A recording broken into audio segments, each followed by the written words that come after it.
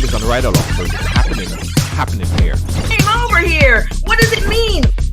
You know, I grew up in what I guess we call a typical family. We break all the stories, and that's just a fact. And that's why everyone has a story to tell. Ride Along Live, yeah, it's the real deal. Williams Funeral Service serve you with dignity and compassion as you mourn. Every day, we embark on the journey of life, and one day, the journey will end. It's on that day that you can entrust the celebration of life of your loved ones to David Williams Funeral Service. Call 718-291-3823.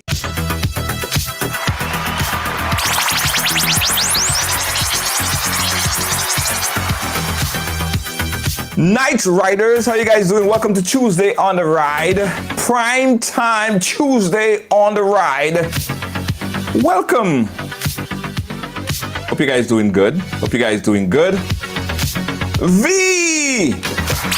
Congratulations to V. V, you're the first one up. First one up is V. Thank you guys so much. Guys, as you come and go ahead and share the thing, we have a very interesting conversation today. Yes. A very interesting young lady. She is an inspiration. I tell you that. I've seen her, I've followed her work. She has done so much. We're going to learn a lot about her. But not only about her, guys. Just recently, a new political organization, a new political party was launched in Grenada. The name of that party is called Power.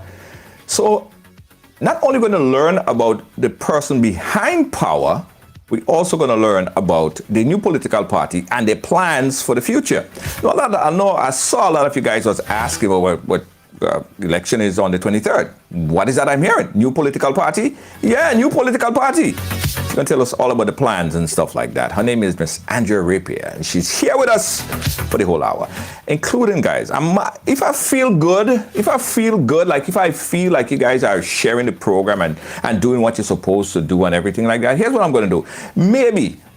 Possibly, I'm going to open up the phone lines so you guys could chat with her as well. How about that? We got a deal? All right, we got a deal.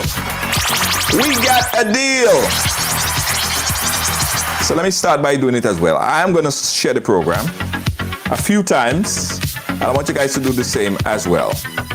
Everybody share the program. Share the program once or share it up twice. Tag a few friends, because we are going to learn about the new political party, Power.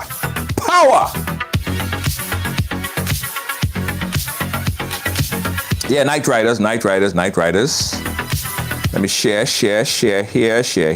here. A few pages, and Vincent, Trinidad is locked on. That's good. Yes, this one locked on, yeah. Gotta make sure we give everybody a taste of it. Yeah, Veronica, how you doing? Yeah. Nafisia, that's not nice.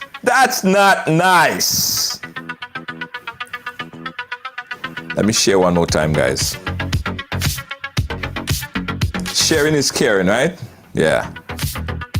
And guys, we're on this journey because yesterday we had an exclusive interview with Mr. Tobias Clement. And it was a good conversation. In fact, I went back yesterday and I watched the program last night, and I watched the program all over again. And I read every single comment. There was over 3,000 comments on there, and I read every single one of them. And tell you right now, some of you guys have no behavior, right? But you already know that already. All right, guys. Without further ado, let us introduce to you Miss Andrea Rapier. If I could have sing, I would have given you that introduction, that singing melodic introduction. But I can't sing, so I won't do it. I won't mess up your day. I am busy sharing. I'm doing it as well. Yeah, I'm I got my sure. head down, just punching my phone, sharing it with everybody. Did Anyway, thank I you. cut you off guard? Did I cut you off guard? You did. I was busy trying to share. Oh my God. Well, wonderful, wonderful, wonderful. Thank you so much for having me. I have to say that I don't take it lightly when a host decides to share me with their guests, with their faithful followers, because Yes. obviously they trust you and they trust who you bring on the platform and they trust you to make good choices for them. So I feel honored. I don't take it for granted. And so I just want to say thank you. No And I hope problem. you have engaged today with just an open mind. It's a good day in the world. You know, there's so many things happening that you could frown upon, but there's sometimes you just have to grab the moment and put your energy and just make it work for you. So I hope everybody takes a chance to make this moment one of those. Yeah. And as I said, as I continue to say all the time, keep an open mind. Keep an open mind. You know what I Yes. mean? Feed your mind with, because if you come in with a closed mind, everything that Andrea will say is about to say, you will block it off. But keep an open mind. Learn a little bit about Andrea and her project. So Andrea, I've read your resume. Very extensive resume, Andrea. I learned that you was it the US Army? Yes, I was 5 years. Uh-huh. What? Desert Storm? Right. I did not deploy to Desert Storm, but I served during the end of the Cold War, the last year. Yeah. Storm, of course. I went through basic training during Desert Storm with the intention of deploying. And I think God knew I needed to stay on safe ground. So the week before we were to deploy, the President Bush at the time declared the war over and officially no more troops were deployed. So I sort of escaped that. However, I got the training for war. And I really appreciate that because it's tougher training. Your army assignment is much tougher when it's in a war context. And so whether you deploy or not specifically to that field, you're still trained and continuously in readiness for it. And so I had the blessing of serving through the Cold War, Desert Storm, Desert Shield. So that had its benefits in my growth and who I am today. Yeah, yeah, yeah. Tell us a little bit about yourself. What part of Grenada you're from? Your I am roots and from stuff in Grenada. Belmont.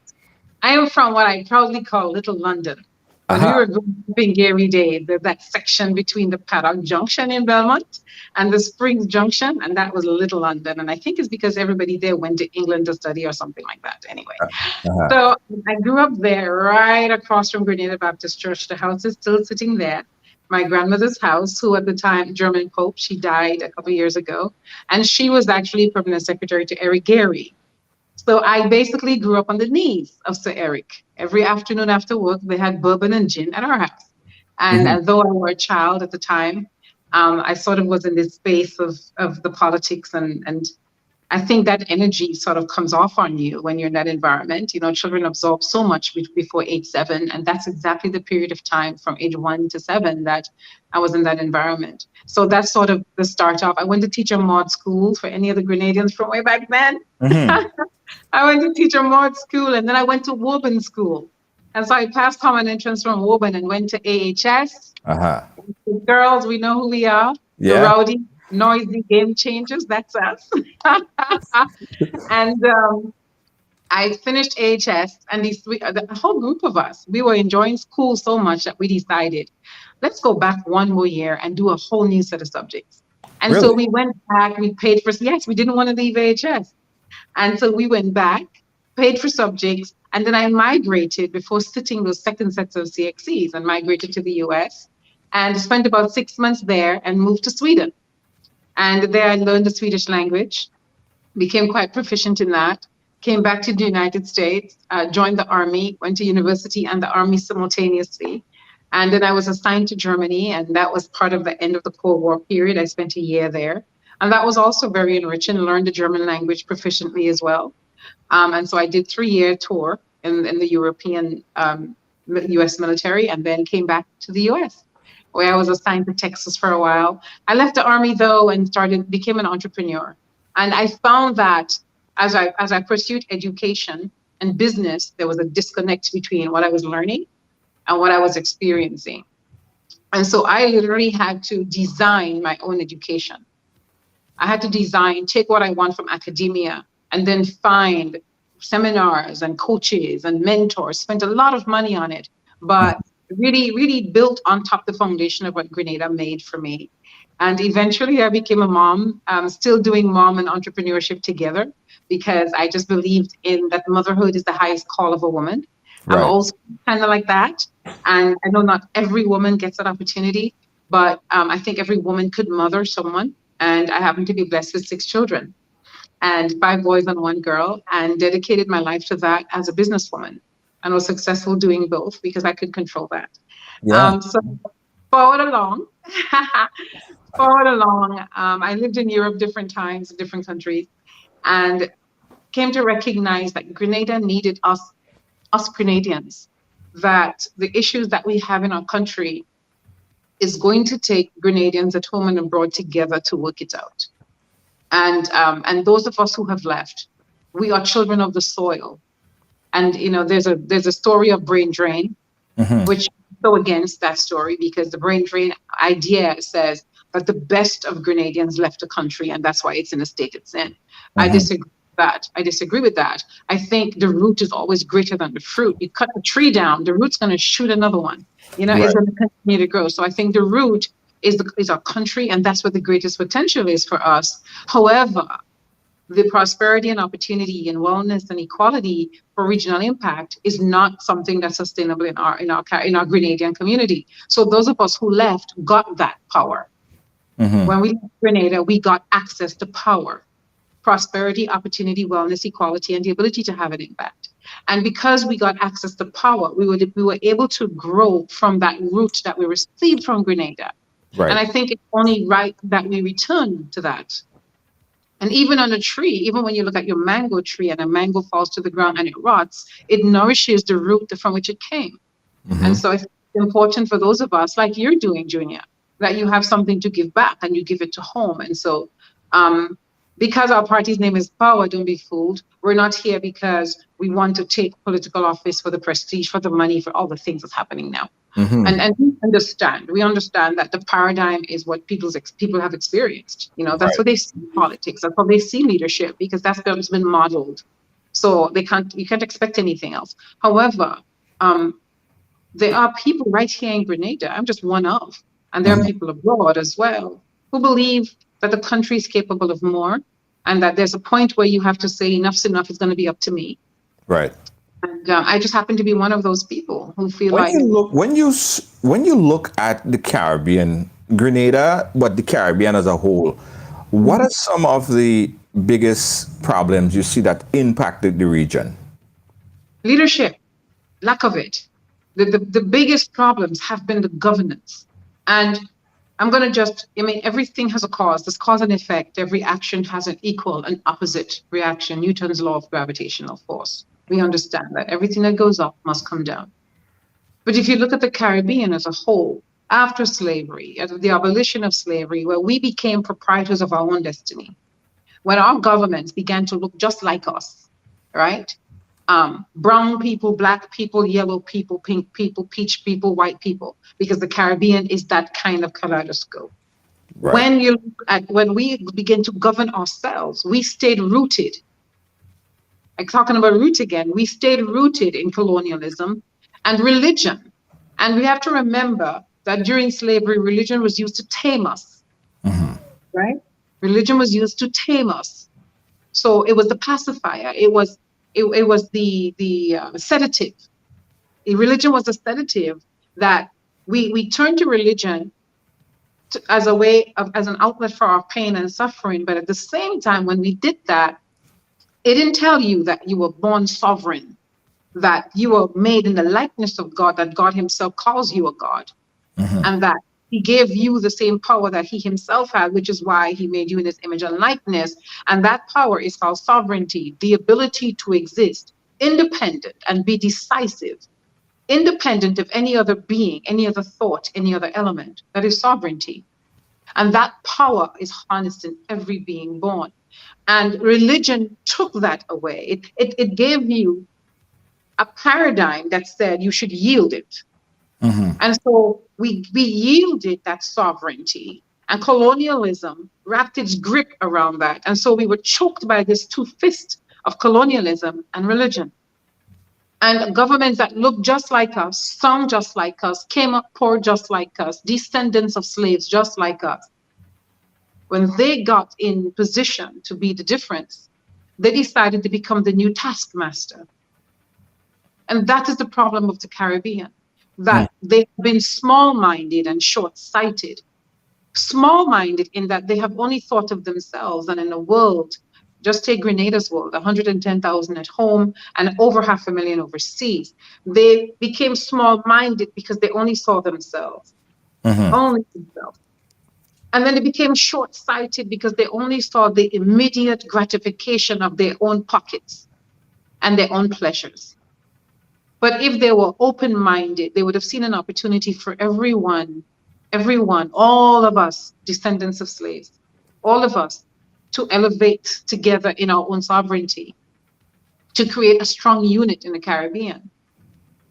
And they would have been long-sighted in that understanding that if we honor that sovereignty, that personal right to power in every individual and create environments for thriving, that in the long term, the Caribbean would become an economic power and perhaps even a military power. Because look at where we are sitting geographically. We are the gateway to the Caribbean Sea. We are the wall between two oceans and two hemispheres. We have a lot of power. This is why the triangular trade used us as a pivotal point. This is why the Caribbean today is still the triangular trade for human trafficking. The world has seen, the pirates and the vultures see the potential, the strategic position of us geographically and our potential as a people. And they have done what they've needed to do to meet their own objectives. And our leadership, short-sighted and small-minded, have failed to see the value in elevating the Caribbean, in elevating each of the islands that they're responsible for. Because of that problem, we have the problem in education and healthcare and crime and prostitution and illiteracy, in bad infrastructure, in the destruction of our coastlines and the selling out of our properties to foreign investors, and putting concrete investments in place where we can really capitalize on natural beauty of our geography. Because of the short-sightedness, because of the small-mindedness, they've missed that. And they've costed several generations in that era. So it is time for us, Caribbean people, at home and abroad, to do a couple pivotings. It's time for us first to pause and say, wait a minute, it's time for it to stop. How do we stop it? How do we put the brake and raise our voice and advocate and say, no, this is not okay. And why isn't it okay? Not just pointing out the problem, but bringing a solution that's embedded in all of us, actually. Bringing a solution to say, this has to be fixed, and I'm going to be part of fixing it, and I know how to. Bringing our humility with that and saying, it's going to take me and more. So I'm going to hold with other people, and we're going to push against that barrier together. Let me ask you a quick question on that note. You spoke about colonialization. What role do you think that have in the education that we receive and the Caribbean receive? Colonialization and education. Well, first of all, and I can't say that was an error. We adopted an education system after slavery, right? We didn't design one, we adopted one. Because if you look at it, we were hovering between two separate cultures by the time slavery was abolished. It was the culture of our original home in Africa, and then it was the retraining and the reconditioning and the induction of fear that was conforming us to another way, that broke down our minds, that broke down our power, that broke down our self-respect, that broke down our family structure, that broke down our sense of community. All of these things were broken down. Slavery was abolished, and then we were responsible for rebuilding it, caught between two places. So when we adopted that education system, there was no point where, because our leadership was short-sighted and small-minded, there was no point where there was a hesitation to go further, to say, let us now sculpture with deliberation what happens next for us. There wasn't that. it was just opportunity. It was an opportunistic moment. And Right. the opportunity was taken, but it wasn't valued for what it was really worth, you know? Mhm. And I don't believe that there are so little resources in the Caribbean that if one person prospers, it hinders another. But the people who have positioned themselves to be political leaders have taken these opportunities as if they allow the rest of us to prosper, that somehow we diminish their own accumulation. But Mhm. it's actually the stark opposite. The more of us are productive, the more of us aspiring, the more of us dreaming, the more of us working, the more productivity, the more there is to go around. It's designed in humanity. It's designed for us to have it this way, this interconnection, this ecosystem of codependence and interdependence, this intermingling of human spirit to create something bigger. And we've missed that, but we don't have to continue to miss it. I think it's time for all of us to say, wait. There's an evolution that can happen and it's going to happen regardless of whether I participate or not. Only by participating do I get to be a molecule in that evolution versus subject to whatever is left of it. Right. I get to be an architecturing part of it. I get to add my color, my flavor, my scent, my taste, my Right. voice. And just like the Constitution, because when we look at the Constitution, that was basically adapted. A lot of things in the Constitution was just taken wholesale. There are things that nitty-gritty in the Constitution that really doesn't apply to regular day life, right? For us in the Caribbean. And another thing that I see that happened in the Caribbean, when the difficulty in changing the Constitution or adapting or making changes to the Constitution, having a two-third majority, it was purposely done like that because it had to be hard. Right. It had to be a difficult task to change the articles in the Constitution.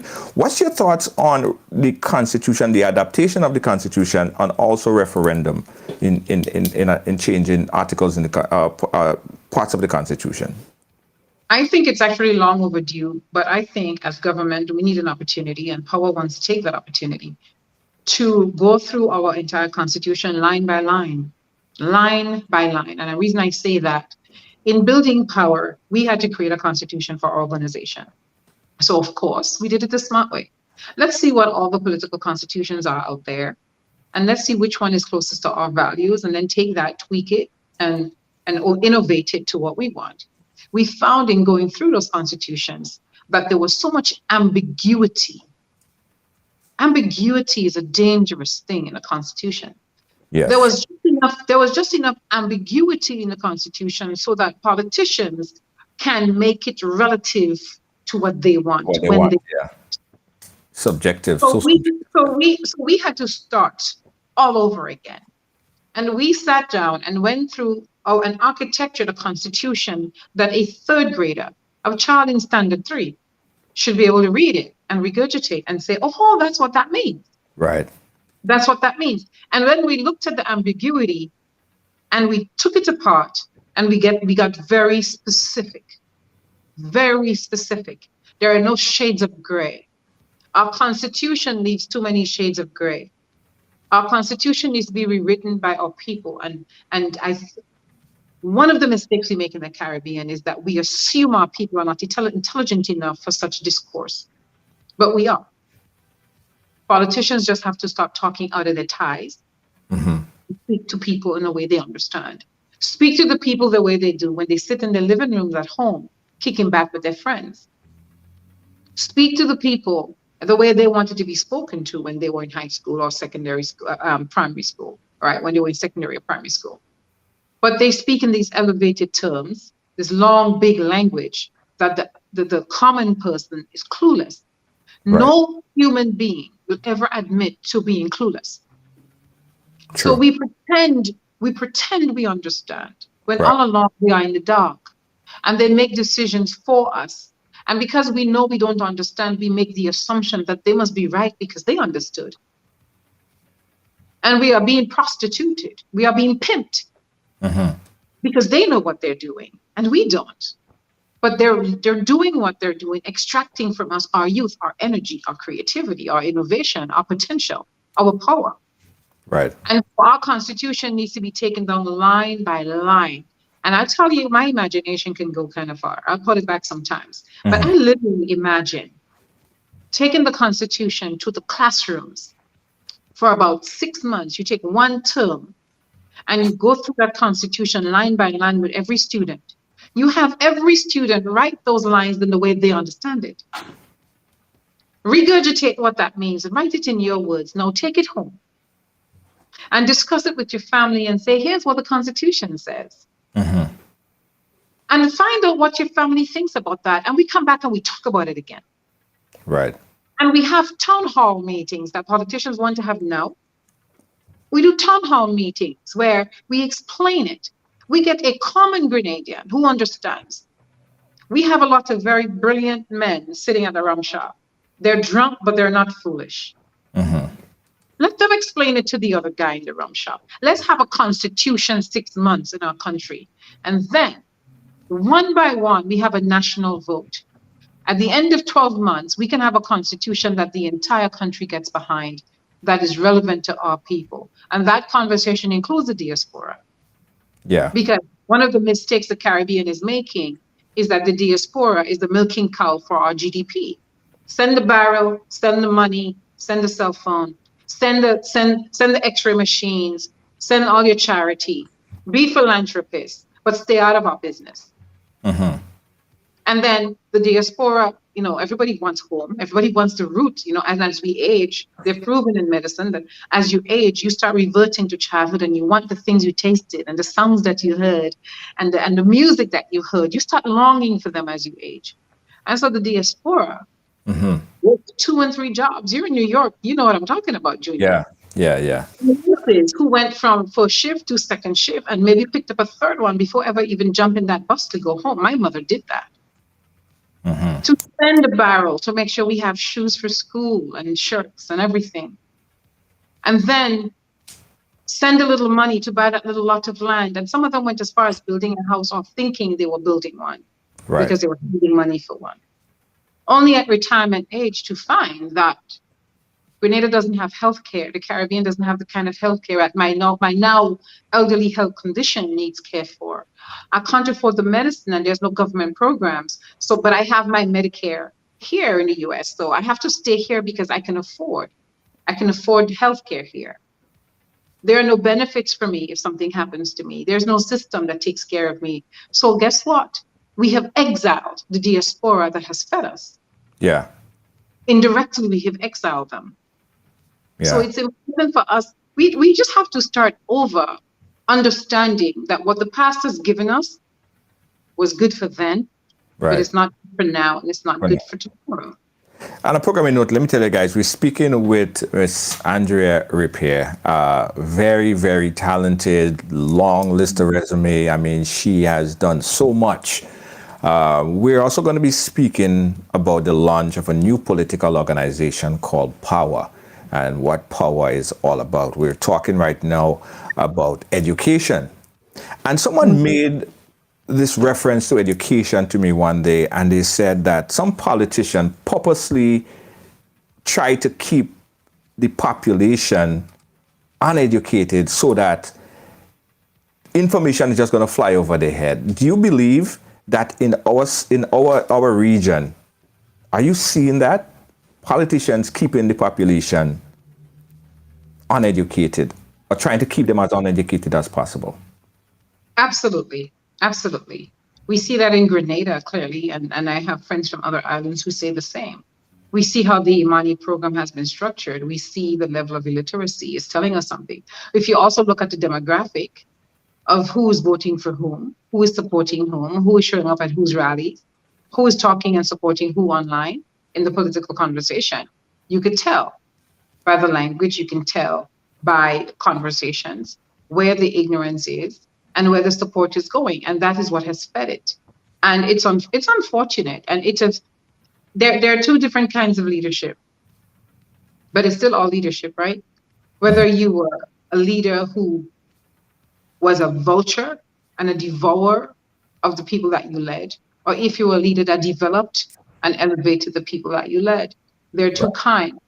And the former we see in Grenada that the former type, which is what we've had, shows up to prey on the need that poverty and ignorance provides.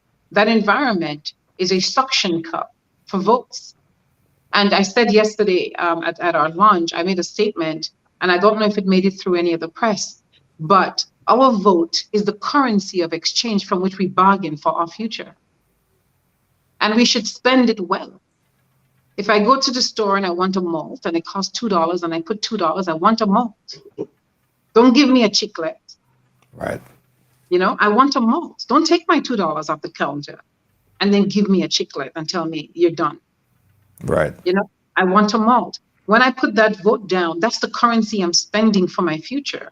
But some people don't even look at the poll, at voting like that. They look at it from, they live in a household of a political party. Their grandmother voted for that political party. Their great-grandmother, then they're going to vote. They don't ask no question.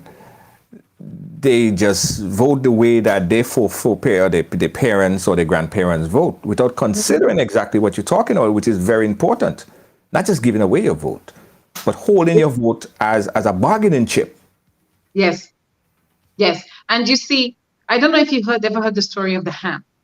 So this young couple gets married and Christmas, their first Christmas, and the wife is about to cook a ham and she cuts off like a third of the ham and cooks just the 2/3. Right. And the next Christmas comes around and she did the same thing. Well, the third Christmas, the husband is now curious and he says, honey, but why are you cutting off the ham? We're losing meat. And she said, well, that's what my mother always did. Mm-hmm. And so he became quite curious and he called the mother-in-law and said, Mom, why are we cutting off a third of the ham? And she said, well, son, that's what my mother did. And so he goes to grandma and said, Grandma, so what's the deal with the ham? And she said, son, I never had a big enough pot. So I cut off a third of the ham. You see, I don't fault the grandparents for the vote they made. But the next generation need to know why. And ask the question, what was relevant for grandma when she made that vote? Is it relevant for me and my future with my vote? Right. And every generation must ask this question. Who am I now? What's happening in the world now? What are my needs now? And of the political choices, who would meet that need? And the need that you have is a need for power, not for galvanize on your roof. You could do that yourself. With power, you could do that yourself. If you have prosperity and opportunity, if you are well, body, soul, spirit, emotion, in your community, if you're well, if you have equal access to opportunity and the things that you desire on your terms, if you can have an impact to uplift someone else's life, what's the galvanize? That's easy for you. That's easy. If there's a pothole in the road, you can go get a bucket of gravel and pour it in there yourself. Yeah. The power is in your vote. Yeah. So you have to determine what power looks like for you. What does prosperity look like for me? And each individual person needs to ask himself that question. So yesterday, I was privy to a live that popped up on my feed, and I saw the launch of a new political party. New political parties 30 days before election. Mm-hmm. What could that be? So I watched the live, and I was trying to conceptualize the idea. Why are we seeing the launch of a new political organization 30 days before an election? Mm-hmm. So help me understand this. The launch of power. First of all, explain power to us, right? Yeah.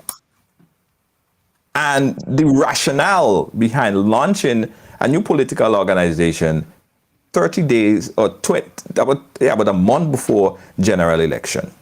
Mm-hmm. So let's start with what is power. Right. Power is an organization of concerned citizens, concerned Grenadians, who decided that a business model leadership is what Grenada would need for the future, and that what was missing and what is needed is power. Prosperity, opportunity, wellness, equality, and regional impact. That's what we need. In whatever form each individual needs it, that's what we need. So power is an acronym. Power is an acronym. Prosperity. Opportunity. Opportunity. Wellness. Wellness. Equality. Equality. Regional impact. Regional impact. Yes. All right. That's, Okay. So it's an acronym. All right. Okay. Power is an acronym. Okay. Go ahead. but we do like it just as the word that it is. The word is power. Okay. And we selected that word on what the word power itself means. That in the true sense of power, it means ability, it means competence, right? So in the true sense of the word power, we want that word, but it also fitted in the model of what we believe and what we experience and what people on the ground, what Grenada is saying they need, what Grenada is saying they want. And no one can argue that, actually. No one has argued that, against that. Why now? First of all, power started in 2021. It didn't just get started. And we could have launched earlier. But we realized the environment that we are in, the importance of the mission that we have set forth, what that mission means to Grenada should we succeed or fail at it, and how important it was that we do it right. And by doing it right, making sure it was a vision that is not just a promise, but it's a potential, it's a practical performance that could be delivered. Right. So we've done that now. We know that. We have our business model, we have an ecosystem, and within each ecosystem is a smaller system in which to develop that. Why did we launch during the election? As a matter of fact, we launched prior to the announcement of the election date. Okay. Our press launch, which is what you witnessed yesterday, Right. The press launch. was an opportunity for the press to be up close and personal and get to the meat of exchange. We felt like they needed an exposure to us so that they can have the freedom to ask questions and have a discourse with us. But we were out before that. The Prime Minister called for elections after power, a week and a half after power began to sound our trumpet. Now, another advantage of now is that this is when Grenadians are thinking about their political decision. If we launch power where there is no political energy, it's just another organization quietly doing what they're doing and sounding off here and there in the abstract. Moments matter. Right. And the energy is never lost. It could be redistributed. In the moment of the energy of the political environment, it was important for us to use that energy to say, hey, brothers, hey, sisters, wake up. You deserve more. Know that you're shopping for leadership. Shop wisely. Now that you're in the grocery store with your bag, fill it up with as much as you can. Now that you're going to exchange this value, this currency, this asset of your vote, listen, I'm giving you a tip. Choose power.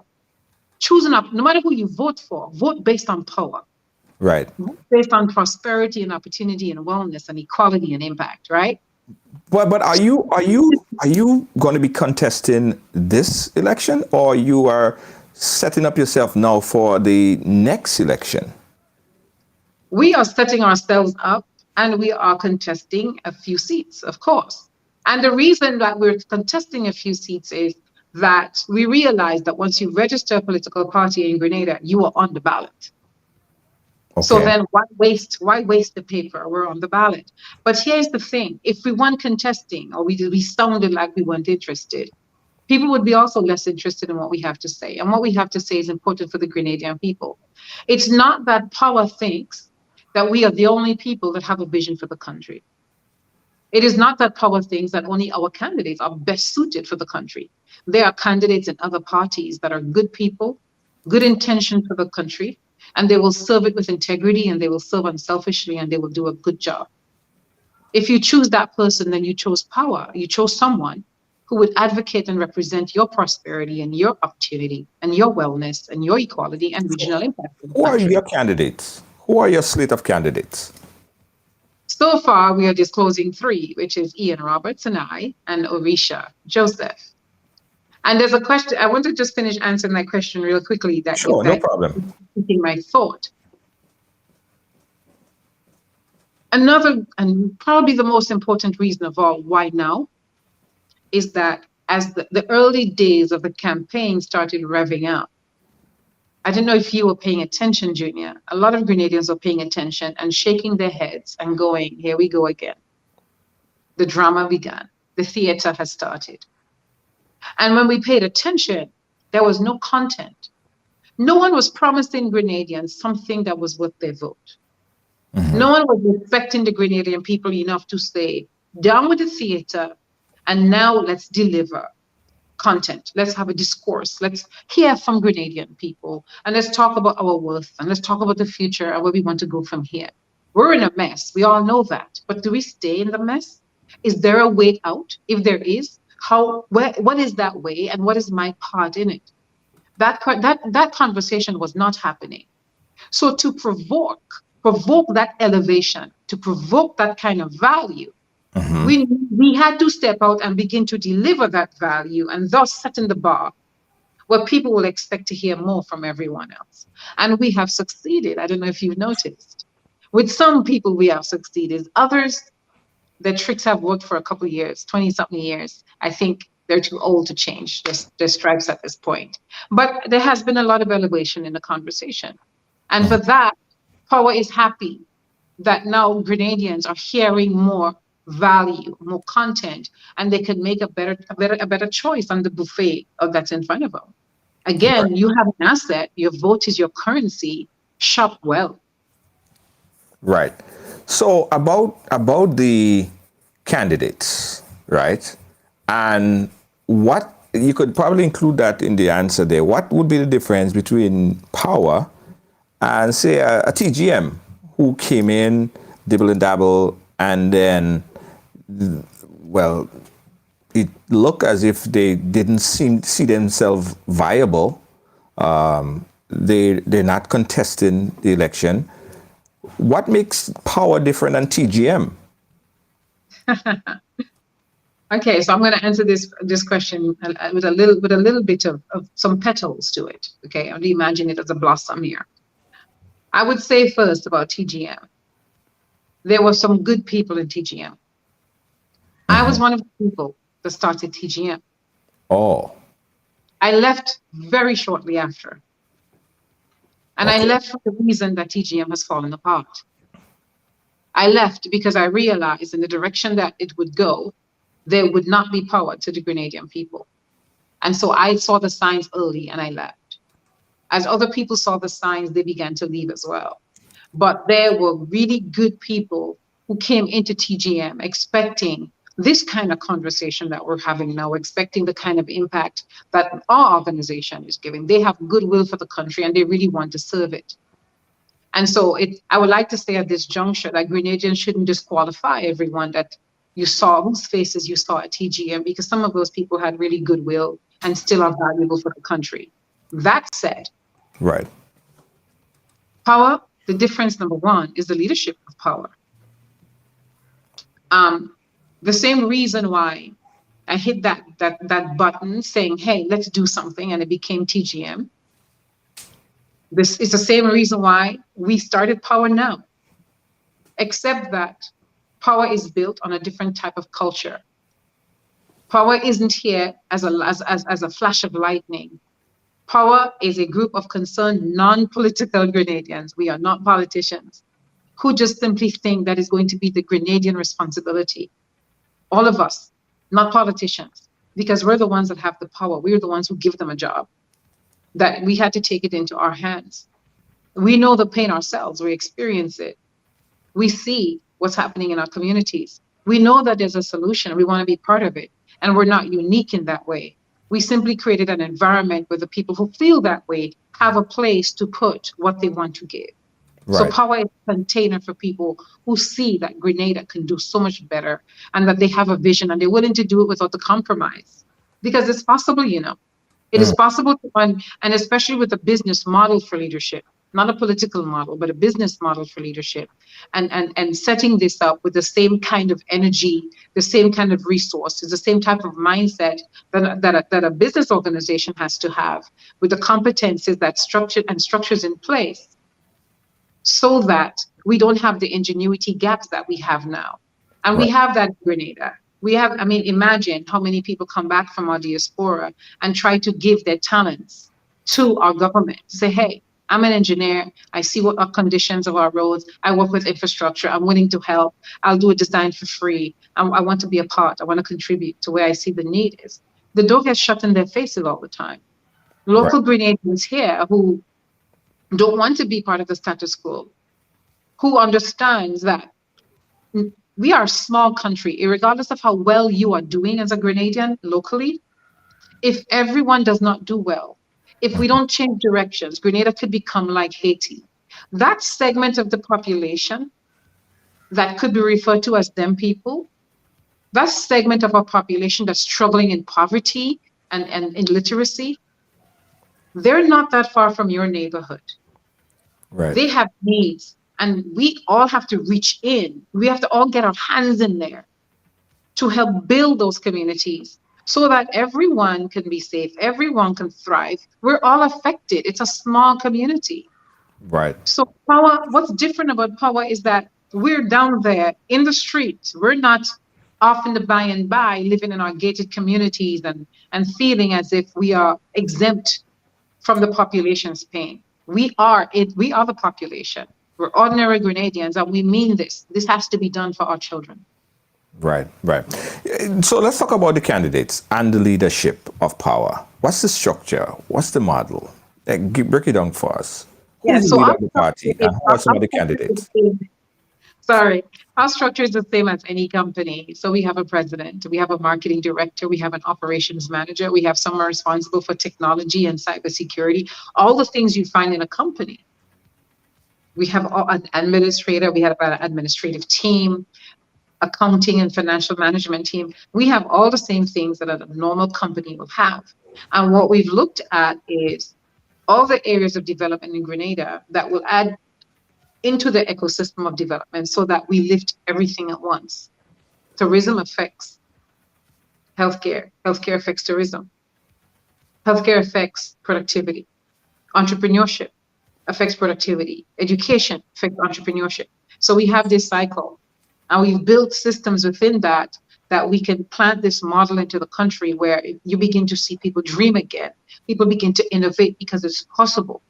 And it's not that we don't have innovators, but if you're innovating, you're constantly knocking the door, you're constantly pushing on the wall, and nothing's moving, and opportunities aren't opening for you. You get weary, you get tired, and the next time you feel that energy, that spirit of innovation, that creativity, and you see a problem you want to solve and a need you want to fill, and an area that you can monetize and develop income for yourself, you pause.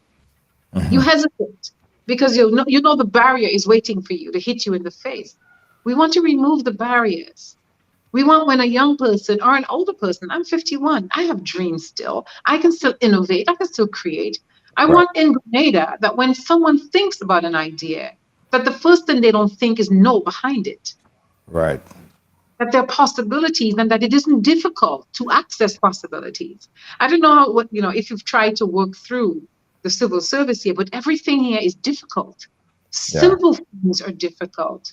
Do you realize, Junior, that someone in St. Patrick, someone in St. Mark, St. John, someone on the far end of St. George's, to get a birth certificate, when they take that bus to town and then to Tantine, they got to walk up that hill in the heat to go to that office to wait for that birth certificate. Right. Do you know how many people aren't physically well enough to do that? Mm-hmm. You know, when they get to that building and they need to go to the third or fourth floor, they have to take the steps. Just this small little humps that one after the other, they're in your way and they wear you out. You try to open a business. By the time you get through the process, you're worn out. You have no more money. You don't have the energy anymore. Simple things are difficult. Those are barriers. Those are barriers that need to be removed. And they're not difficult. Some people might say, well, okay, we hear that. You want to make a political impact. Why not join one of the established political parties? Why not combine your resources with the NNP or the NDC? Why create a whole new political party, which you're going into an election, knowing fully well you're not going to fill the entire slate, right? So why not join up with a political party and how do you respond to that? And how do you respond to when people say that you are essentially taking away votes from one political organization in favor of the other one because of just your presence? Okay. So I don't believe in the whole taking away votes thing, and I'll tell you why in a moment. But for the first part of it, why start a whole new entity when there are two existing ones, which there are more, but there are two major existing ones? Yes. First of all, the incumbent party's values are exactly why Grenada needs an organization like Power. We believe that they have depleted the country and have put structures in place within the system to keep Grenada where it is. And we don't agree with that. So it'll be hypocrisy, first of all, to even align with that, because it's not part of our value system. Okay. Number two, the opposition party. I would like to say, before Power began, I did go to the opposition party. I did. I went because I thought my objective is to bring my skills to the country. It doesn't matter to me where it goes in that sense, as long as it goes where there's an alignment of values and where the impact could be achieved. I don't want to waste my time. I value what I bring to the table. And Right. I didn't come to take, I came to give. Right. So I did go to the opposition party. And Okay. yes, I was received very well. Okay.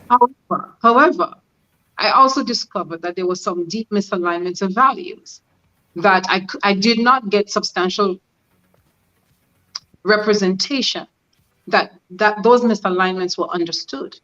Now, I will say that in the opposition party, there are some really good people with good hearts and good intentions. I firmly believe that, and I would work with any of them at any point. Power is what power is. We will power up whoever is good for the country, because we're about Grenada. So within our opposition party, we believe that there are people there who would do very well for the country. And we would love to see them spread their wings and fly, because Grenada will fly with them. We will support that. This is not about politics. It's about the business of the country. And the business of the country requires competence. There are lots of there's a lot of gaps in Grenada where people with competences are not placed where they are best serving the country. Right. But no organization is perfect. Let's put it like that. No organization would fit all your needs and everything that you aspire. You know, there are things that need to be fixed, and that's where you negotiate. You find some place that you could work with and you work towards it. Some people are saying that Power look as if they just want power. It's just a move to elevate themselves or project themselves because they don't want to work with an existing organization. They just want power. How do you respond to that? Well, first of all, it's not true. And anybody who has heard anything that we have said from the time we've been talking for the last 3 weeks or so, in all integrity, examining it, no matter which direction they do, they cannot come to that conclusion in honesty, because it just isn't true, first of all. Right. Number two is hypocrisy is quite prevalent in politics. If Andrea Rapier was interested in politics, I could be with the incumbent party and I could be with the opposition. I know what I bring to the table as an individual. I know my ability to lead, my ability to execute, my ability to take care of people and to have an impact and to communicate in a way that people understand it and feel valued. I also know my competence in getting things done and making sure projects reach their destination. Right. I know what I bring to the table and I know my network. That is not an issue. I don't mind placing that wherever it will work for Grenada, but it has to work for Grenada, not Right. for politics. Not for politics, for Grenada. And that's important to me as an individual. So I will put it wherever it will work, but it must work for Grenada. And if you listen to complaints of Grenadians, you will hear of all the projects that have started that never finished. Money invested, that there's no evidence, there's been no result, there has been no proof, there has been no completion and implementation of these great ideas, because there was not a commitment to take it to the finish line to ensure that the people are the intrinsic beneficiaries of those programs. And so they were not completed and implemented. I don't want to be part of that cycle. I can stay in my comfortable life if in that case, right? Because again, I didn't come to take, I came to give. Now, the wonderful thing about being the giver is that you kind of have a monopoly. You get to choose. You get to choose. And that's what power is. And Grenadians need that same right to choose. They need to have that right to harness who they are, develop it to their potential, and then understand that they are the asset in the country. I'm not the only asset. All Grenadians are the assets of the country. And within power, it's a group of people who says, I can't do politics, but I could give to the country. Where can I place it so that I can give it? And this is why we've kept an open policy in power, that we will support the candidate, regardless of party, that we recognize to be someone that will bring power to the Grenadian people. Right. I want to open up the phone lines in a little bit. In fact, I put the number back up on the screen so if folks want to call. But I don't think I was clear on the list of candidates so far. Or probably you said it and I missed it. Who are the candidates that you have slated? Ian Roberts, Okay. Arisha Joseph, Okay. and I. Okay. Yesterday I heard you mention Denison George and what's his name? Earl Maitland. Collaborate. Yes. Collaborative. So is Earl Maitland from GEM running as a part of Power? Also is Denison Forrester George running as a candidate for Power in that constituency? How is that working out? 'Cause I heard you mention his name yesterday. Right. So both these men have built their political capital. And political capital is just the work they have done on the ground, the branding that they have done, and how they have built their own reputation and image politically. We have found, looking at one another, that we are a reflection of each other's values when it comes to what we want for the country. So Power's commitment is, like I said before, we will not place a candidate to contend with someone that we believe is good for the country, because that person brings the value already. So we will support and we will add power, meaning support, meaning endorsement, meaning whatever we can do to help that person win that constituent. Right. And I believe, and they're not the only two people like that, but we are willing, we want Grenadians to think of their vote as a vote for power, your power. And if Earl Maitland is going to be the person that delivers that in your constituent, vote for Earl. And we firmly believe in that. We stand behind that. And we hold a commitment through. And that's going to remain a part of our model, whether this election or another. Let's take a call. We got a call coming in. Caller live, where are you calling us from? Good night. I'm calling from the south of the island, Grenada. Grenada, south of the island. How are you doing? My favorite part of the, well, my second favorite part of the island. How you doing? I'll get in trouble. It's my favorite part. Okay? All right. Grenada in general. Go ahead, caller. First of all, good night to your panelist. I can't remember her full name. Andrea. Andrea. Yes. Now, to her, I've certainly heard a lot of intelligence, goodwill, good intention. At the same time, I've seen a lot of egotistic attitude that I think coming from a place of love. Now, you said that you went to the NDC and you saw that they have a lot of good people, good ideas, and everything coming forth. However, there were things that weren't aligned with you.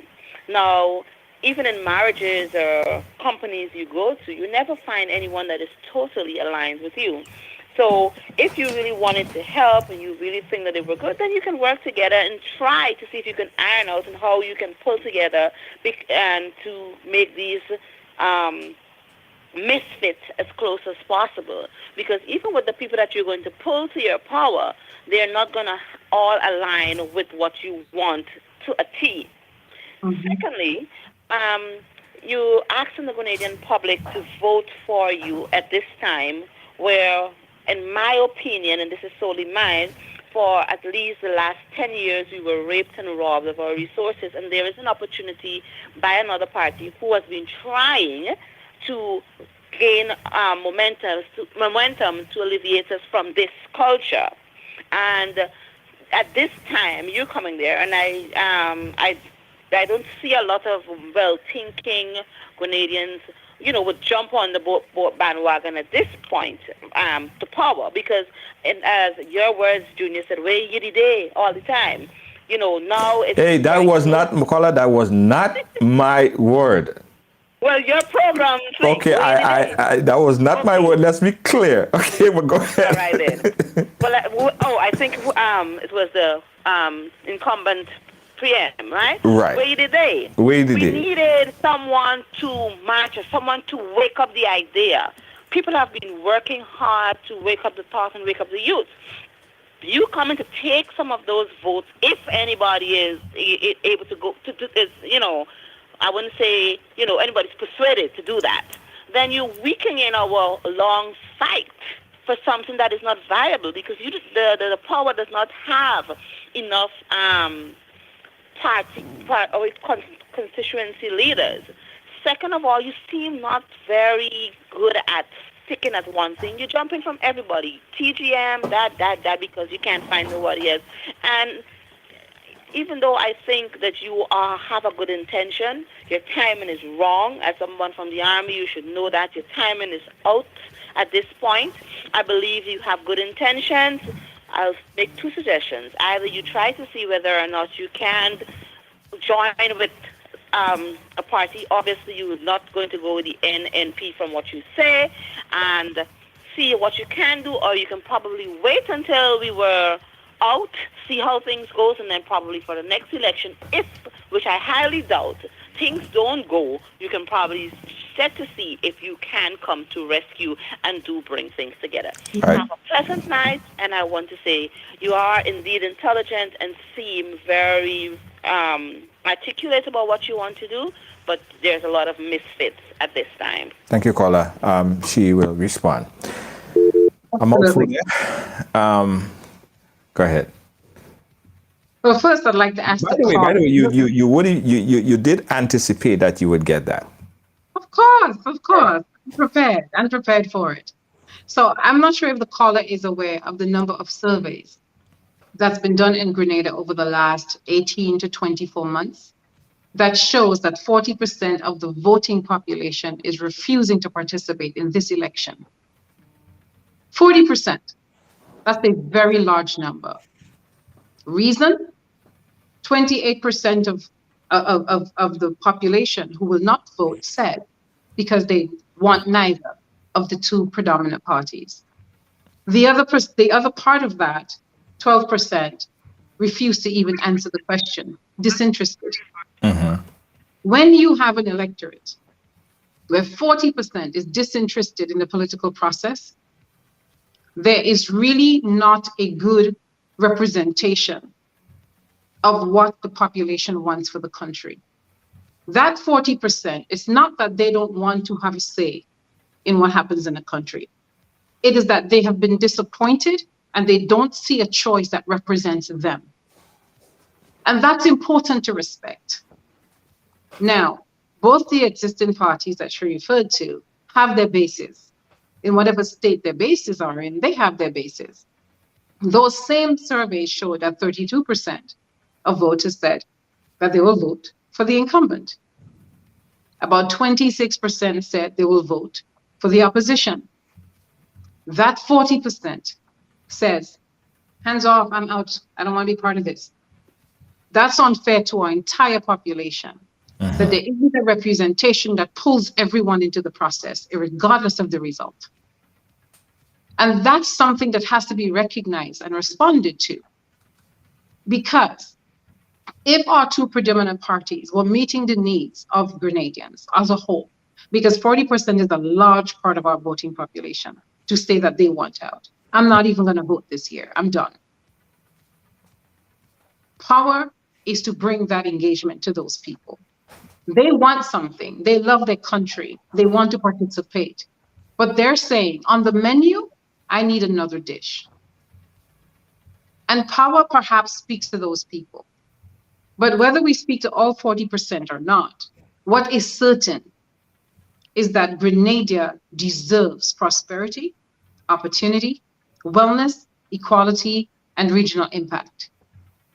Grenadians deserve it. And when they vote for the elections, they need to vote recognizing what's at stake and what the power of that vote means, what spending that currency means.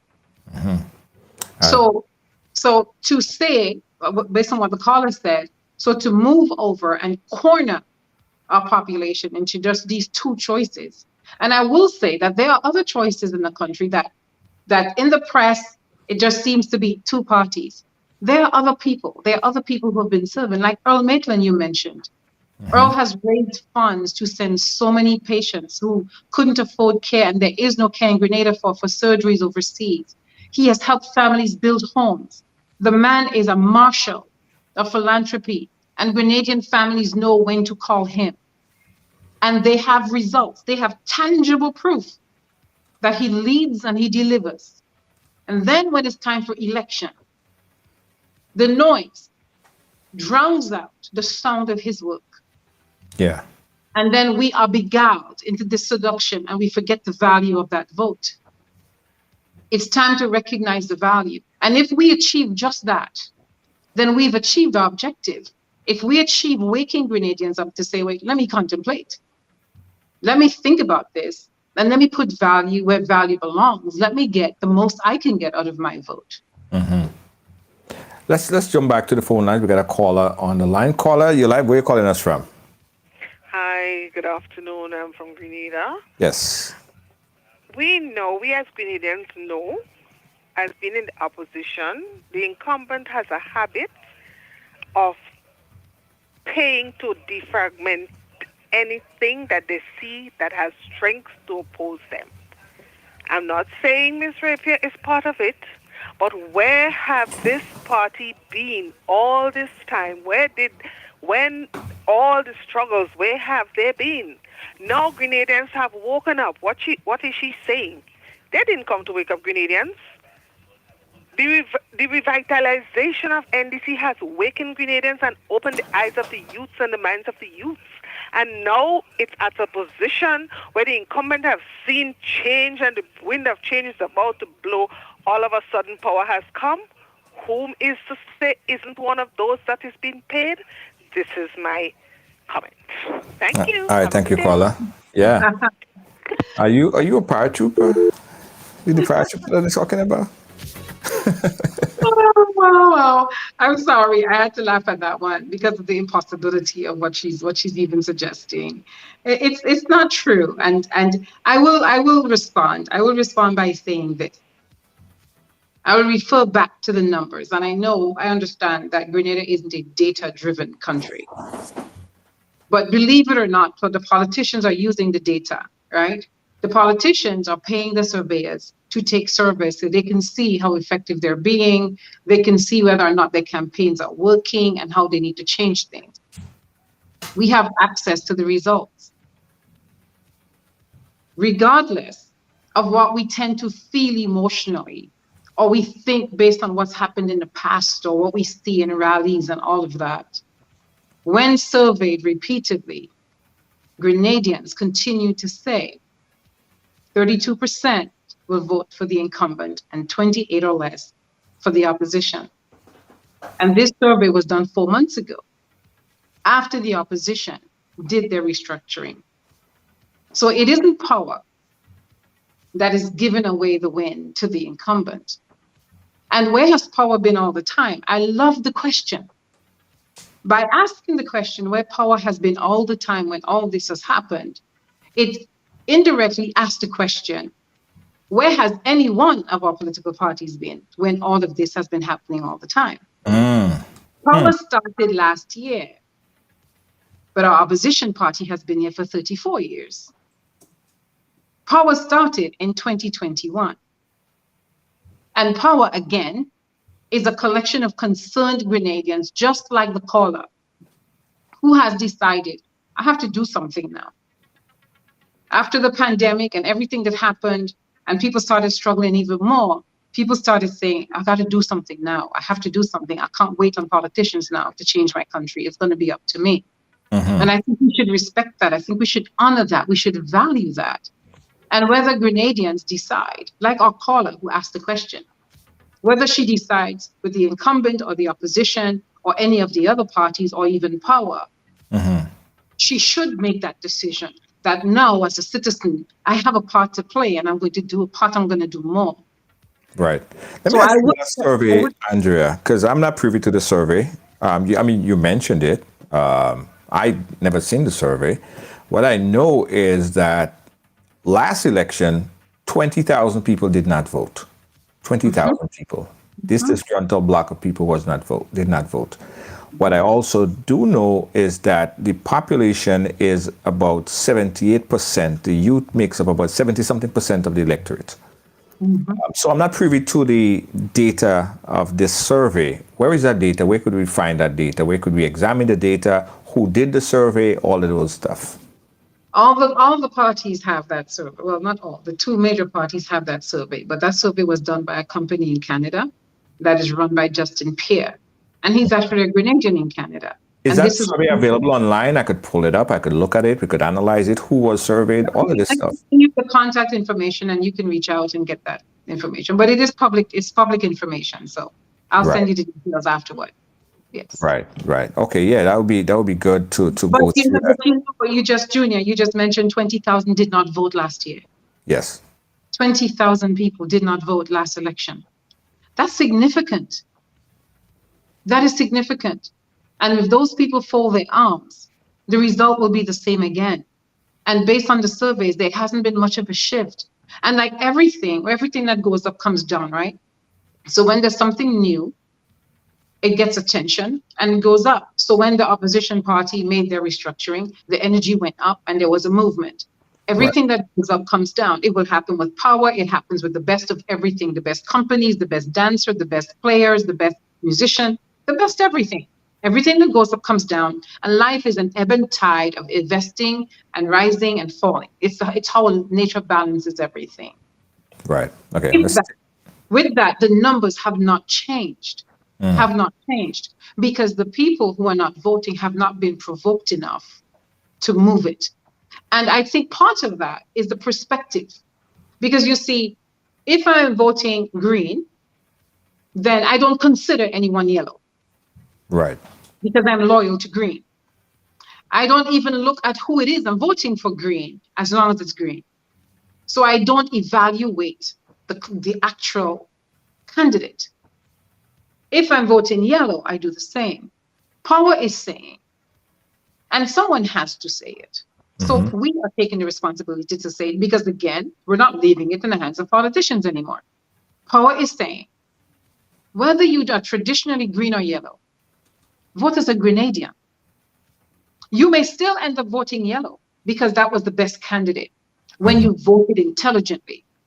You may find that you may encourage someone in another constituent, your girlfriend, to vote green while you're voting yellow because you realize that that candidate is going to bring power to Grenadian people. You may encourage somebody else, you know what, in that constituent, vote for power there. Vote blue because that person is going to be good for Grenada. Broaden the perspective of how we are making the decisions about our country. Because what are we going to do if we don't? If we don't, we continue to have the same. Because we're not moving.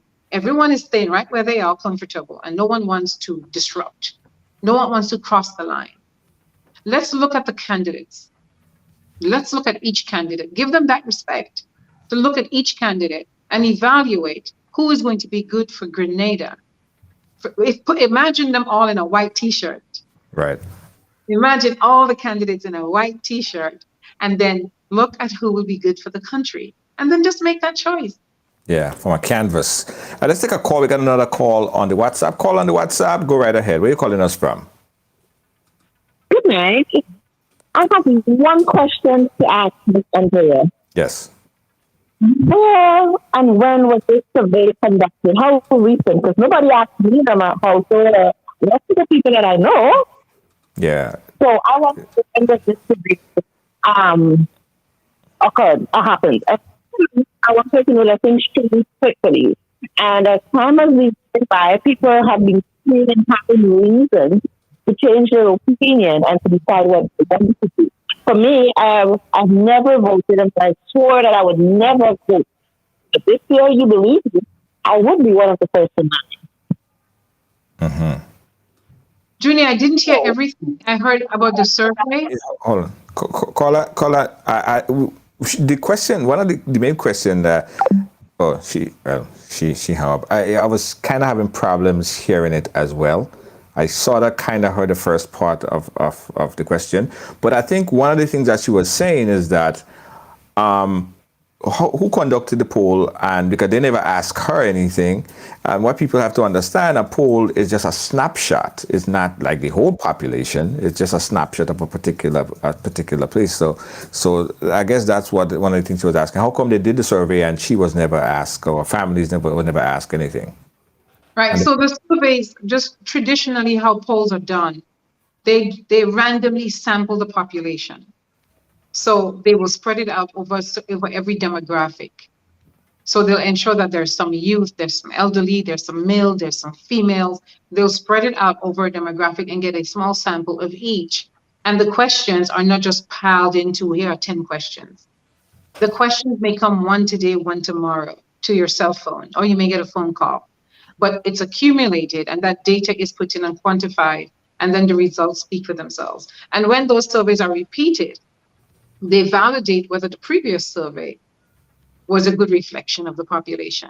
If it's consistent, then they know that the previous survey was probably true to its reality as well. If there's a huge disparity in the result where, wow, this is nowhere near what we saw last time, then they may redo that survey again just to ensure that they have as accurate information as possible. But whether we like it or not, those polls are being utilized to make decisions. As just how the system works. We didn't make the system. Right.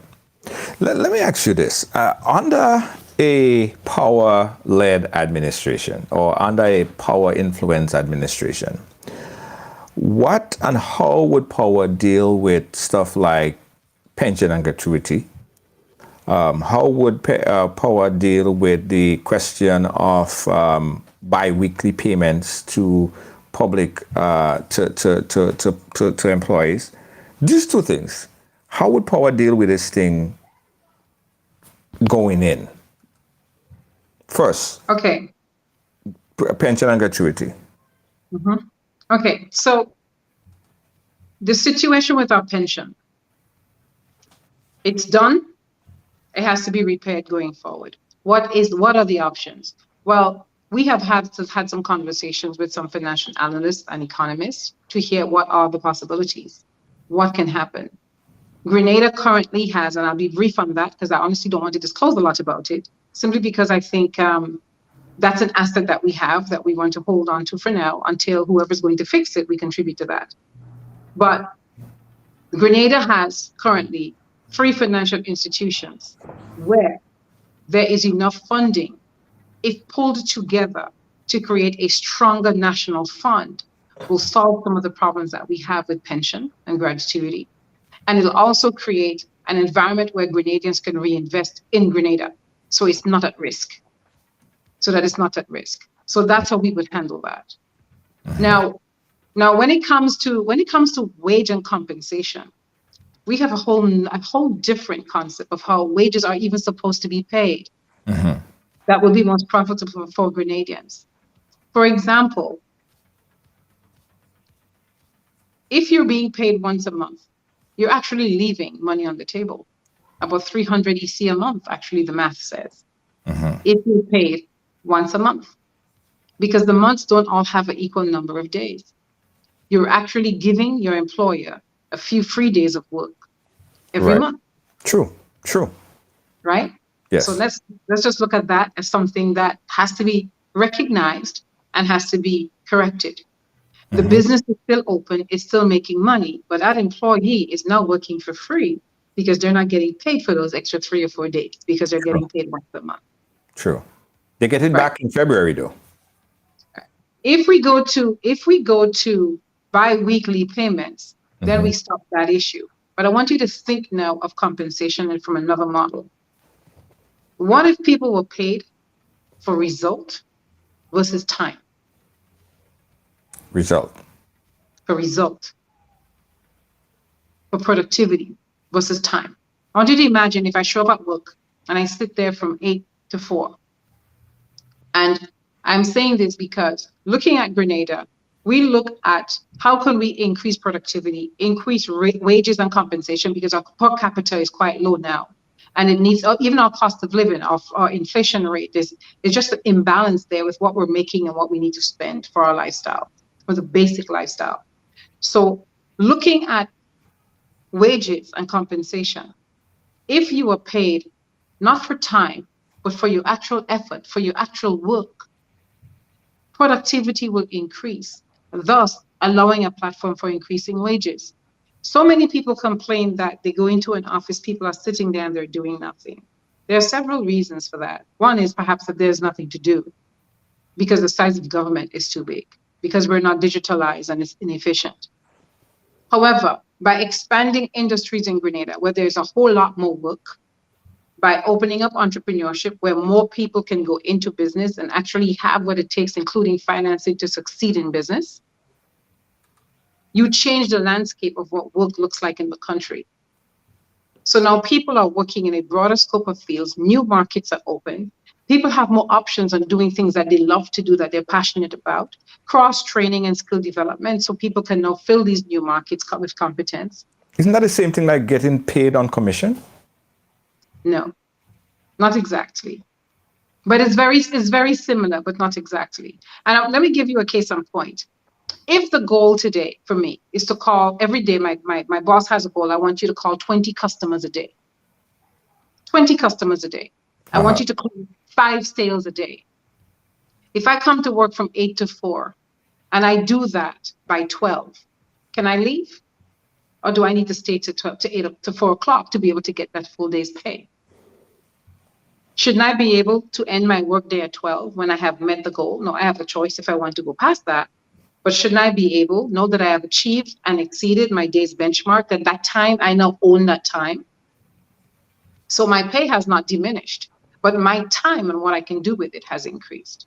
And that model does not work in every single industry, but it's a model that is relevant for some of the industries in Grenada and will serve some people very well. Students could take advantage of that. Adults who want to continue to go back to school and cross-train and still work, they can take advantage of opportunities like that.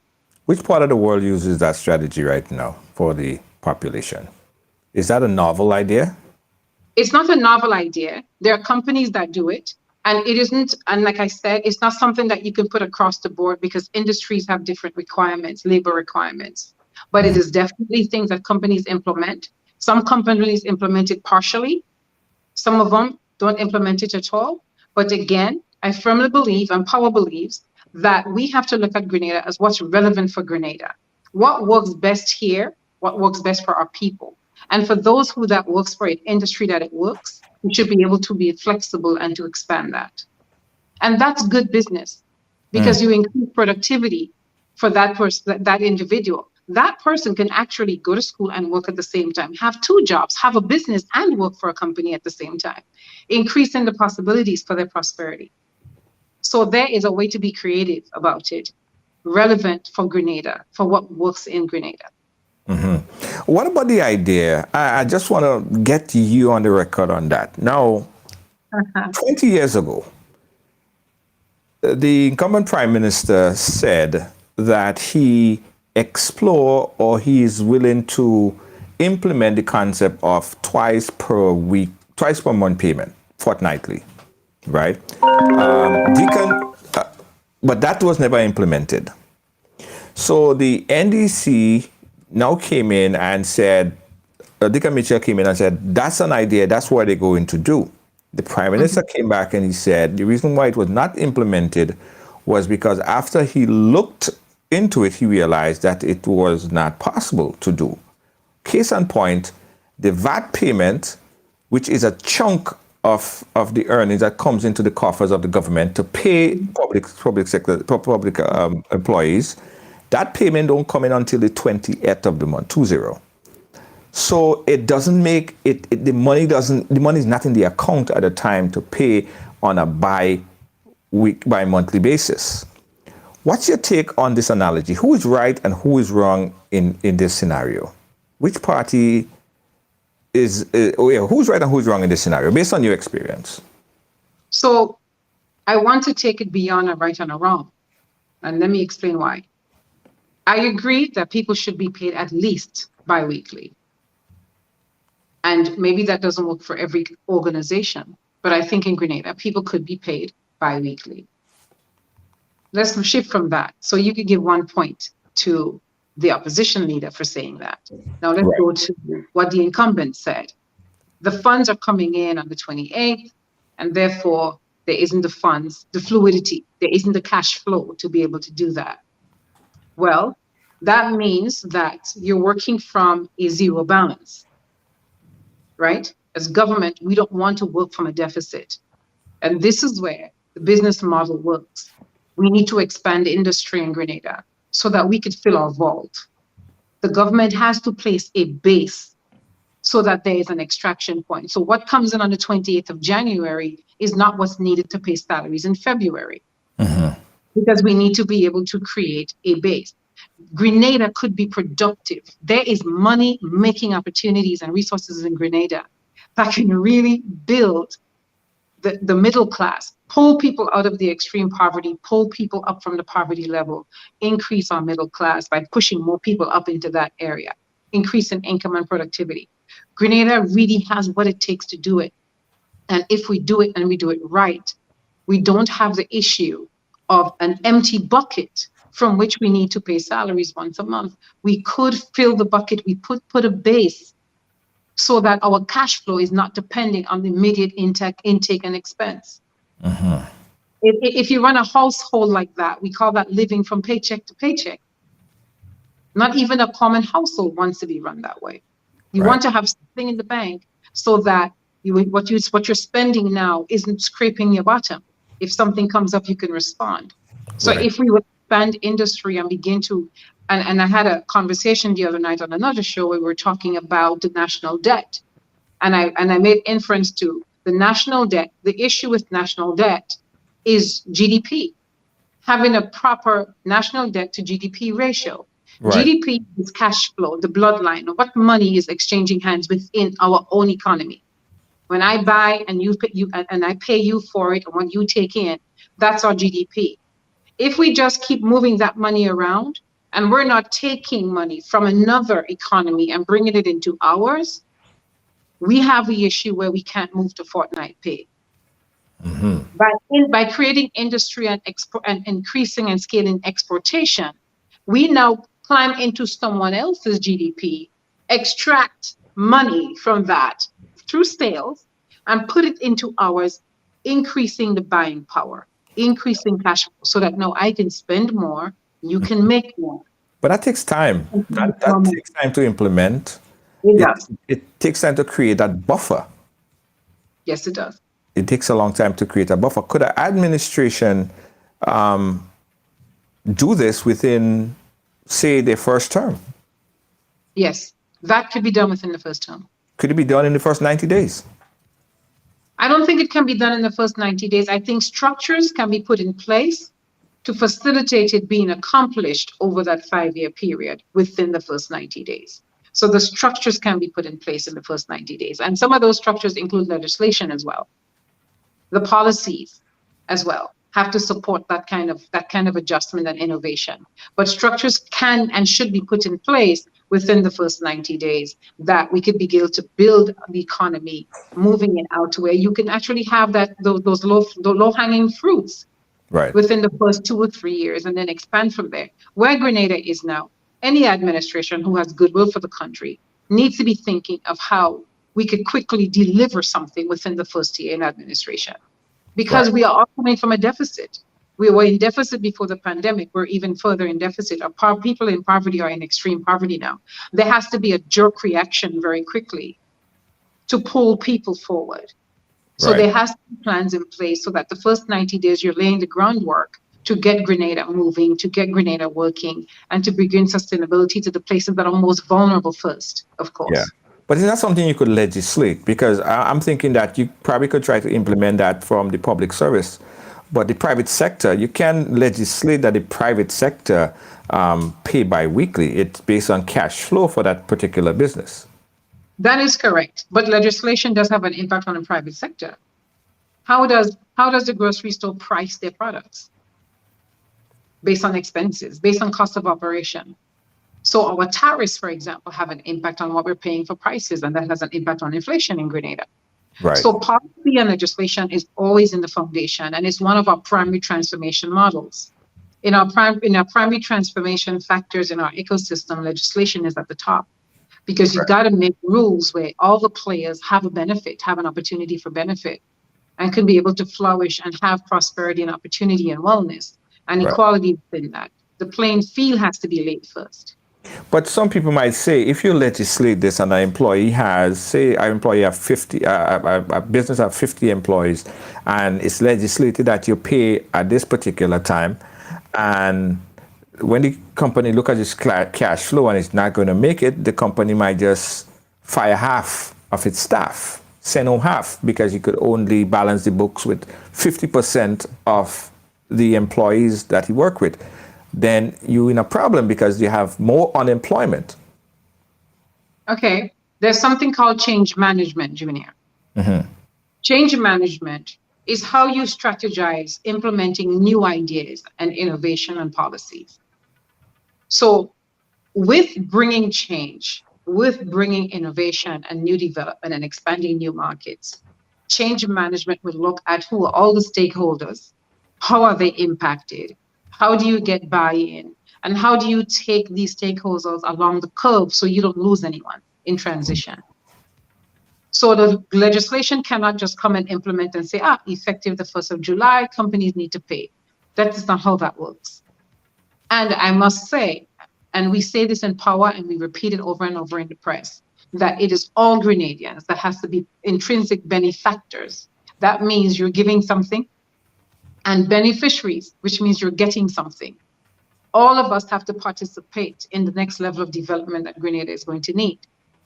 So that means our private sector must be part of the conversation in those legislative changes, not in manipulating legislation, but from a change management standpoint, from an impact standpoint, an impact on the Grenadian who is coming to work every Monday morning. That must be part of the conversation so that that change is benefited on both a macro and micro level. At the high level and at the low level, the change must affect and benefit everyone. So it's not a matter of coming in and just rolling the dice. It must be strategized so that you don't lose anyone. And remember that with opening new markets, Junior, you're creating new opportunities in sectors that needs employees, right? You need human resources in those areas. So as we open, by default, opening new markets and scaling exports, people will shift themselves into these opportunities. So they're hiring over here and they're paying more, or that's a job I love to do. So now I'm going over here and I'm going to do that. They're offering free training here and then I'm guaranteed a job. I'm going to go over here to do that. So the economy is going to shuffle itself. The human resources are going to shuffle themselves to where they're comfortable and where they could find their own power. Guys, Andrea, I mean, we could talk all day. We could go up until 10 o'clock if it was up to me. It's great having this conversation because these are the conversations that would impact people's bread and butter at the end of the day. You know, families that's watching this stuff, and sometimes they listen to politicians speak, and it seems like it is so far over their heads. And sometimes we have to do a vlog or we have to do a video to break it down into fine nitty-gritty so people understand what they're really saying. So, you know, it's good having this conversation, and we need to have more of these types of conversation. I think it's good for the population. So I really appreciate you coming on to chatting with us. But, you know, that's it. We're already about half an hour over the time frame, and we have to wrap. We definitely, you see time fly when you're having fun. But Junior, honestly, I really enjoyed the interaction. I want to say thank you to your tough callers. You know, I love when women stand up and let their voice be heard. And power is here, and we want you to have power, whatever the path is. And it's a political path, it's an economic path, it's a health path, but we want you to have prosperity and opportunity and wellness and equality. And Grenada can have a regional impact. If we do it, they know they can do it. Yeah. And so lead and let's do it. And it doesn't hurt to differ. It doesn't hurt to have opposite opinions. True. It's when you bring those together, and one of the callers alluded to that, it's when you could bring them together to get to the outcome. right? But we need to be able to bring it to where it gets to the outcome and not just be all talk. And then at the end of the day, we're back in another election cycle and Grenada has not gone forward. We've gone backward. Let's make this election count. Whoever your candidate that has power, bringing power to Grenada, whoever that candidate is, make that intelligent exchange. That's your asset. That vote is your currency. Do spend it well. Yes. Thank you so much, Andrea. And I have to compliment anyone that put themselves out there, whether it's on a political campaign or whether even doing a show, even coming on Ride Along. People are sweat when they come on the show, you know. When they're in the hot seat, they're sweating, I'm telling you. Because facing the audience is not easy. It is not easy. You get ridiculed. People would pick you apart. Every single thing that you ever did in your life is now on display because you're a public figure. So I commend everyone who put themselves out there to take on any political or public office. It's going to be a bumpy road, and I hope you're in for the ride.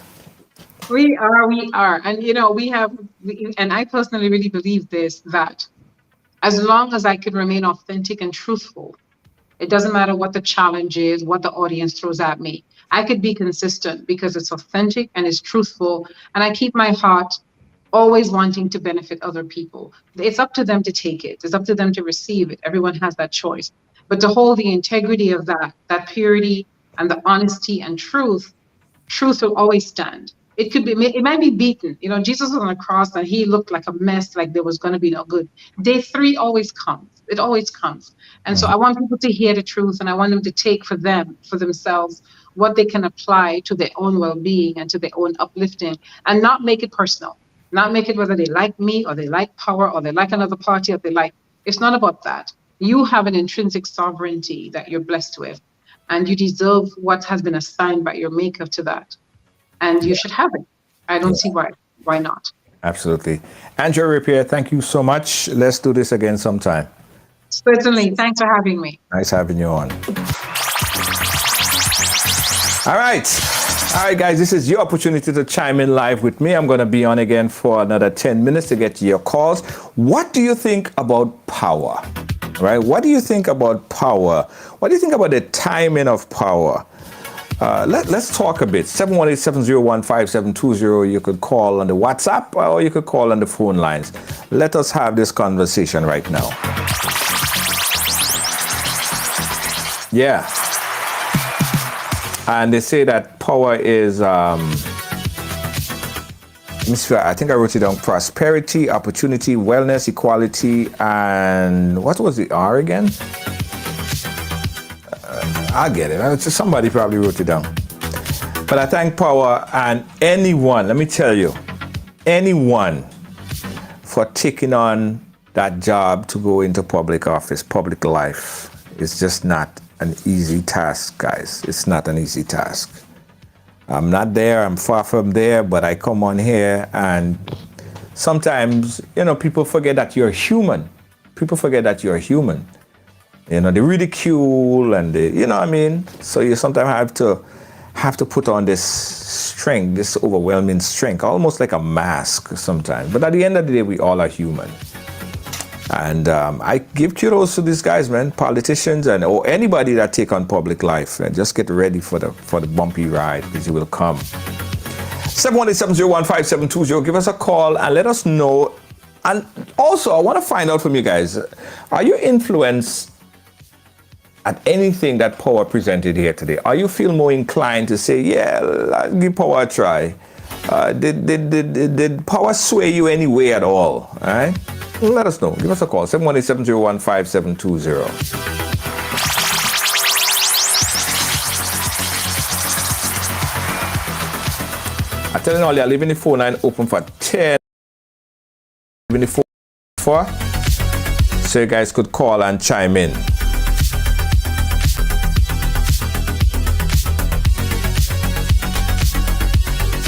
Yeah, 10 minutes I'm giving all you. Well, we're down to about 7 minutes now. So if all you didn't or don't, if all you didn't or don't have anything that means she did a good job in explaining her whole thing. That means she did an impeccable job because Ali don't have much questions. Sasha St. John celebrating her birthday today. Guys, happy birthday to Sasha St. John. Happy birthday. Happy birthday, Sasha. Sasha, I would sing for you, but you know how that does go, right? So happy birthday to you. Let's see what else you guys are saying in the chat.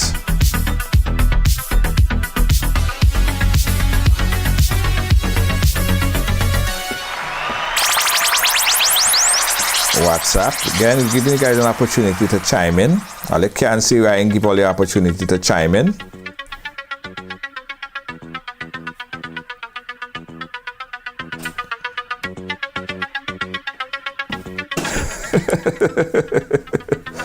Sebastian sent me something that's really funny.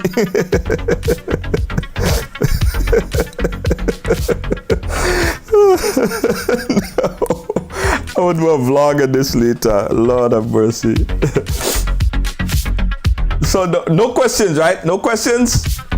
No questions. That's how we like it. No questions. She was very thorough in explaining what she had to say. Guys, let me tell you, if you have a business, right? If you have a business, and some people think of a business that has a big storefront, you in a building somewhere, you have 10 staff, people working for you. No, a business, right? You are working, you are building, you're building a future.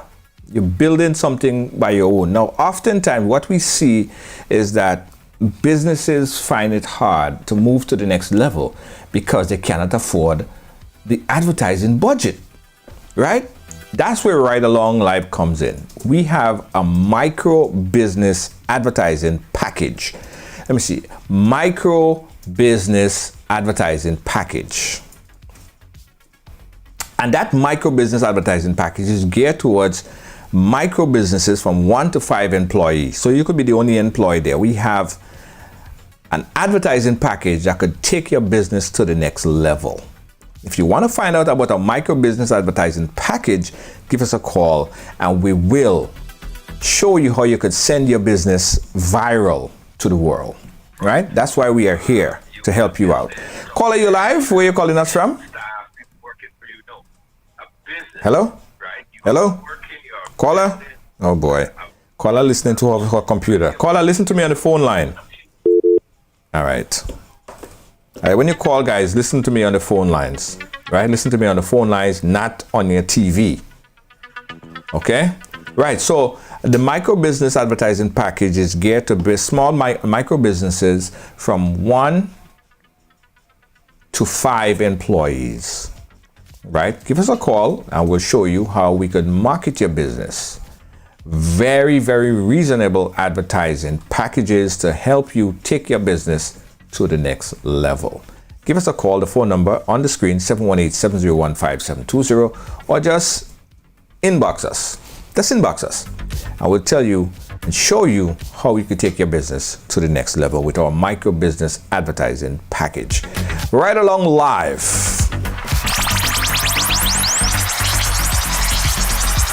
Thank you so much. Peace out, everybody. Could we have that ad line up there? For if you have a business and you want to advertise, this is what you do right now. Check it out. From Right Along Live, keeping you updated with everything happening in your world, from breaking news, election coverage, and a whole lot more. Now, do you have a business that you would like to market or advertise right here on our platform? Then give us a call at 718-701-5720 or inbox us right here on Right Along Live. Take your business to the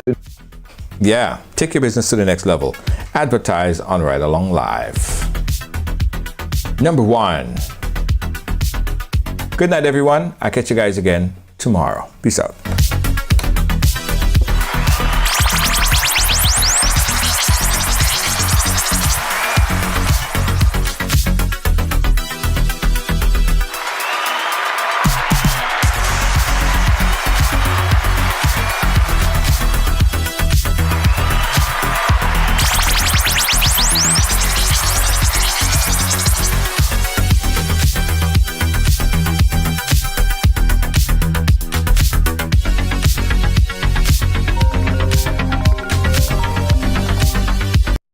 Williams Funeral Service serve you with dignity and compassion as you mourn. Every day, we embark on the journey of life, and one day, the journey will end. It's on that day that you can entrust the celebration of life of your loved ones to David Williams Funeral Service. Call 718-291-38.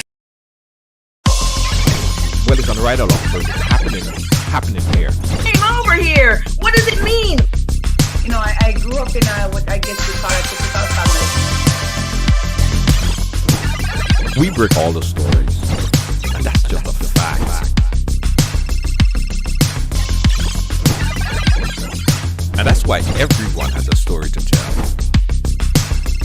Right along live, I mean, yeah, it's the real deal.